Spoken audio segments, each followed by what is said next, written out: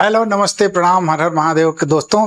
चलिए आज फिर से फैक्ट एंड फिगर लेके आए हैं जो आपके लिए महत्वपूर्ण है। यूपीपीएससी के एग्जाम के लिए, आरओ के एग्जाम के लिए आप अपना वही सिस्टम लगाए रखिए। आपको यहाँ पे पेन और पेपर लेके बैठना है और जो इम्पोर्टेंट फैक्ट है, जो क्रीम है, वो चीज लेके हम आपके बीच में आए हैं, तो आप उसका ध्यान देंगे।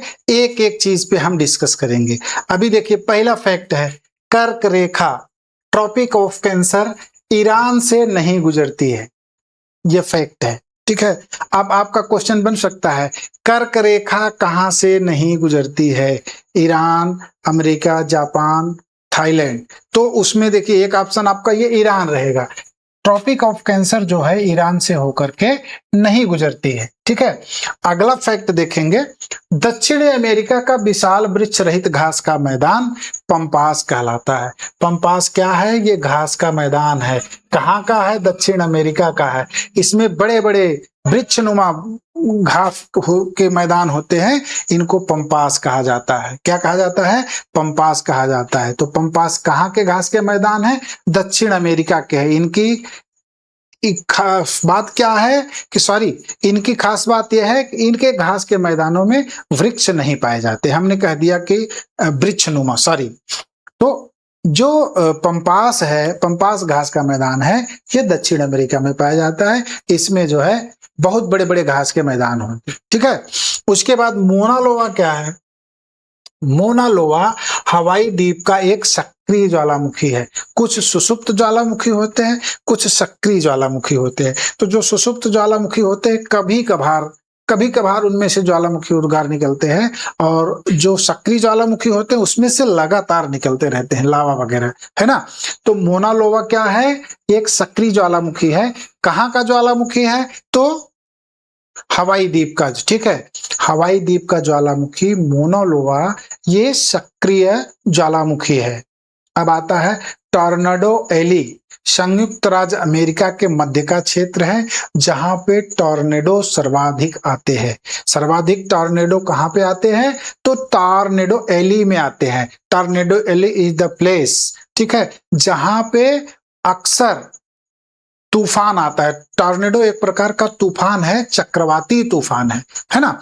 तो आपको जानना चाहिए ये टॉर्नेडो एली संयुक्त राज्य अमेरिका का मध्य भाग का वह क्षेत्र है जहां पे टॉर्नेडो सर्वाधिक आते हैं। अब इसके बाद आता है डेथ वैली। डेथ वैली, जिसको कि शैतान का गोल्फ कोर्स के नाम से भी जाना जाता है, ये कहां पे स्थित है?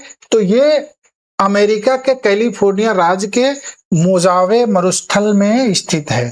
कैलिफोर्निया राज्य के मोजावे मरुस्थल में स्थित है क्या? Death valley. डेथ वैली को क्या बोलते हैं? शैतान का गोल्फ कोर्स भी कहते हैं। क्या कहते हैं? शैतान का गोल्फ कोर्स कहा जाता है किसको? डेथ वैली को। और ये कहाँ है? ये अमेरिका के कैलिफोर्निया राज्य के मोजावे मरुस्थल में स्थित है, ठीक है। अच्छा, अगला देखेंगे, भारत का सबसे महत्वपूर्ण खनिज युक्त शैल तंत्र। सबसे महत्वपूर्ण खनिज शैल तंत्र जो है वो क्या है?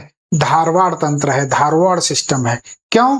क्योंकि इसमें जो है सोना, लोहा, मैग्नीज, अभ्रक, कोबाल्ट, क्रोमियम, तांबा,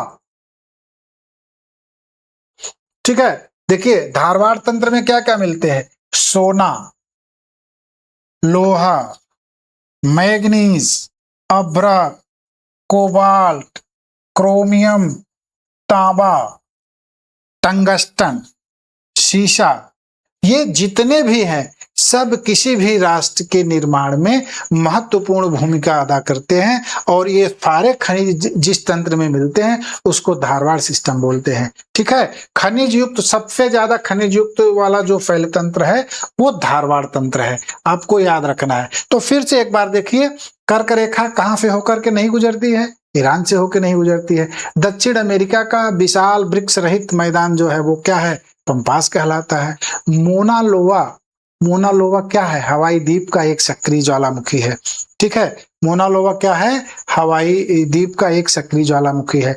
टॉर्नेडो एलू जो है संयुक्त राज्य अमेरिका के मध्य भाग का वह क्षेत्र है जहां पे टॉर्नेडो चक्रवाती तूफान अधिक आता है। डेथ वैली को बोलते हैं शैताल का गोल्फ कोर्स, और ये अमेरिका के कैलिफोर्निया राज्य के मोजावे मरुस्थल में स्थित है ना।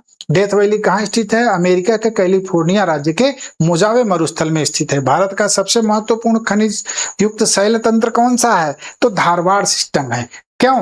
क्योंकि इसमें सोना और लोहा, मैग्नीज, अब्रक, कोबाल्ट, क्रोमियम, तांबा, टंगस्टन, सीसा आदि खनिज प्राप्त होते हैं। ठीक है, तो इसको आप नोट कर लीजिएगा, फिर सुबह सुबह फिर से रिमाइंड करिएगा, एकदम से तैयार हो जाएगा। और एकदम क्रीम चीजें हैं, आपको बहुत सारी चीजें नहीं पढ़नी है। जो एकदम से एग्जाम ओरिएंटेड हैं पढ़िए, वही जो परीक्षा में आए। इसीलिए आपको एकदम फैक्ट एंड फिगर दिया जा रहा है, आप उसी पे फोकस होइए।